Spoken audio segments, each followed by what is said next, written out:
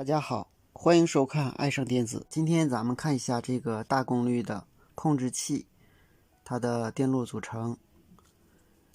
这端是正电源输入端，它的供电是72伏。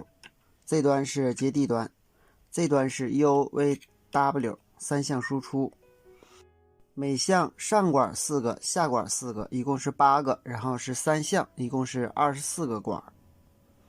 它的功率相对来说还是很大的。这个就是供电的滤波电容。这端是3级驱动功率管的3级驱动电路，这端也是都是一样的。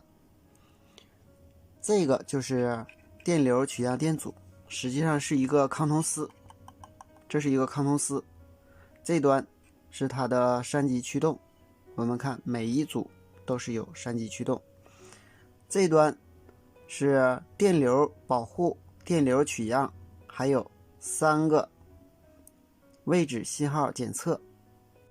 这些电阻2极管包括这个运放和这一半运放组成了位置检测电路，从相关的输出引脚输出电压加到这个 MCU 来进行位置检测。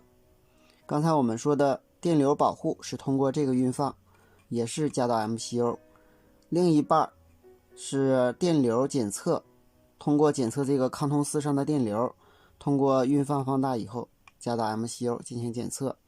另外这个位置有2个点，这个是一个温控开关，是这个温控开关，它是一个90度的，当它达到90度的时候，开关闭合进行保护，过温保护。当正常的时候，它是一个常开点。这端就是它的低压电源部分，通过这个2极管进来，然后加到这个芯片。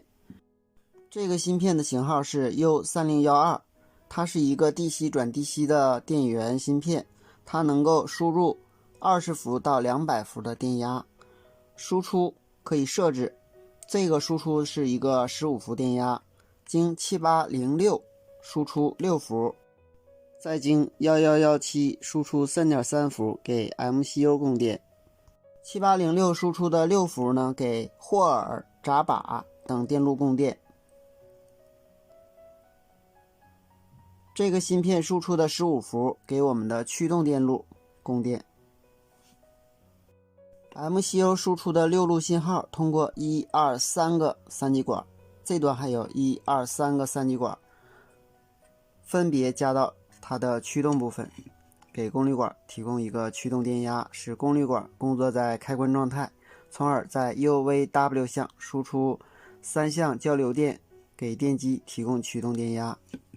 它的整机电路就是由这些部分组成的。